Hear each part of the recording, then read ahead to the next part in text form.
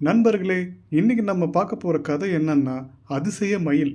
அப்படி என்ன இந்த மயில்கிட்ட அதிசயம்? வாங்க பார்க்கலாம். எல்லாரும் நமக்கு தேவையான வசதிகள் வேணும்னு நினைப்பாங்க. ஆனால் இந்த கிராமத்தில் மட்டும் ஒரு சில குறைகள் இருக்கு. அந்த குறைகள் நினைச்சி அந்த கிராம மக்கள் ரொம்ப வேதனைப்பட்டாங்க. ஆனால் அந்த வேதனை அந்த மக்களோட நிற்கல, அந்த ராஜாவுக்குமே நிறைய இருந்தது. என் கிராமத்து மக்களுக்கு எல்லா தேவையும் அமைஞ்சிருக்கு. ஆனாலும் எந்த ஒரு மரத்துலேயும் மலர்கள் இல்லை, காய்கனிகள் கிடைக்கிறது இல்லையே அப்படின்னு சொல்லி ரொம்ப வேதனைப்பட்டார். நம்ம பூஜு ராஜாவோட வேதனை பார்த்துட்டு ரொம்பவும் வருத்தப்பட்டான். இவருக்கு ஏதாவது உதவி செய்யணுமேனு யோசிச்சுட்டு இருந்தான். ஒரு நாள் பூஜு காட்டுக்குள்ள நுழைஞ்சி விலங்குகளை பார்த்துட்டு வரக்காக கிளம்பியிருந்தான். ஆரம்பத்திலே கழுகையும் ஆந்தையும் பார்த்துட்டு ஒரு பயத்தோடவே காட்டுக்குள்ளே போனான். பூஜு நடுக்காட்டை அடைஞ்சதும் ரொம்ப திகிலா இருந்தது. அந்த சமயம் பார்த்து திடீர்னு தடுக்கி விழுந்துட்டான். விழுந்ததில் தலையில் இடப்பட்டு மயக்கம் அடைஞ்சான். அப்போதான் இந்த அதிசய மயில் உள்ளே வந்தது. அவன் கிட்ட போய் அவனுக்கு என்ன ஆச்சுன்னு பார்த்தது.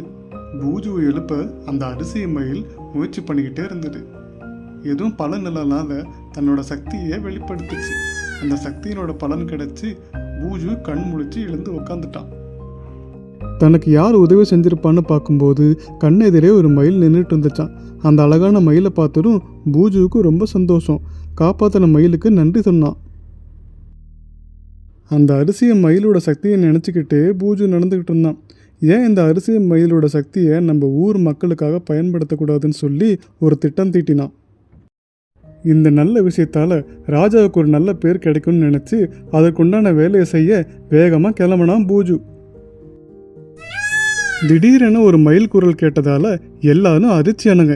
ஏன்னா அந்த கிராமத்தில் இது வரைக்கும் அப்படி ஒரு சத்தத்தை கேட்டதே இல்லை. எல்லாரும் பயப்படவும் செஞ்சாங்க. அப்புறம்தான் தெரிஞ்சது அந்த குரலோட மகிமையால் எல்லா மரத்துலேயும் பூவும் காய்கனியும் இருந்தது. இதை பார்த்ததும் கிராம மக்கள் ரொம்ப சந்தோஷப்பட்டாங்க. பக்கத்து கிராமத்துக்கு போய் திரும்பி வந்த ராஜா தன் ஊரில் முதலாக மழை பெஞ்சதை பார்த்துட்டு மிகவும் ஆச்சரியப்பட்டார். உடனே ஊருக்குள்ளே வேகமாக ஓடி போனார். எல்லா மரத்துலேயும் பூக்களும் காய்கனிகளும் இருந்தது. இதை பார்த்துட்டு ராஜாவால் நம்பவே முடியல.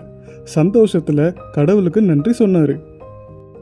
அந்த கிராமத்தில் முதலாக மழை பெஞ்சதும் பூக்களும் காய்கனிலும் வந்ததால் எல்லாரும் ரொம்ப சந்தோஷப்பட்டு ராஜா கிட்ட அந்த விஷயத்த சொல்லி பகிர்ந்துக்கிட்டாங்க. உடனே பூஜு பேச ஆரம்பித்தான்.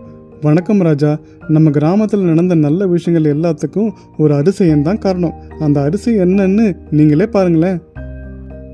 அப்போதான் அந்த அதிசய மயிலை எல்லாருக்கும் அறிமுகம் செஞ்சு வச்சான் பூஜு. அந்த அதிசய மயிலை பார்த்து